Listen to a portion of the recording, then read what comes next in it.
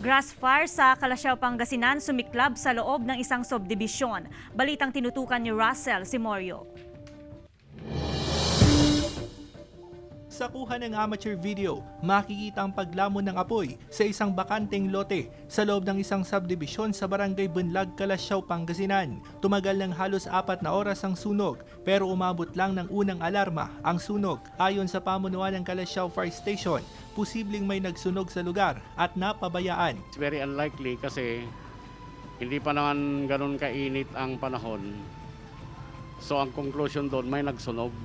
Ang problema nga lang, yung guard mismo, hindi daw niya nakita. Wala namang nadamay na bahay o anumang establishmento sa lugar. Ayon sa mga bombero, bahagya silang nahirapan sa pag-apula sa apoy lalo't may ilang parte dito sa bukid na hukay. Tumulong rin sa pagresponde dito sa sunog ang Malasigi Fire Station. Yung dalawang kasamahan nga natin habang papasok at i-sprayan sana ng tubig, nadapa silang dalawa kasi nahulog sila doon. Ayon sa security force ng subdivision, lumaki ang sunog dahil sa lakas ng hangin pero imposible raw na may nagsiga sa lugar. Parang sa lakas ng hangin, siguro kaya humaba yung sunog sa mga damuhan. Babala ng Bureau of Fire Protection na labag sa Ecological Solid Waste Management Act ang pagsisiga na maaaring pagmulan ng sunog.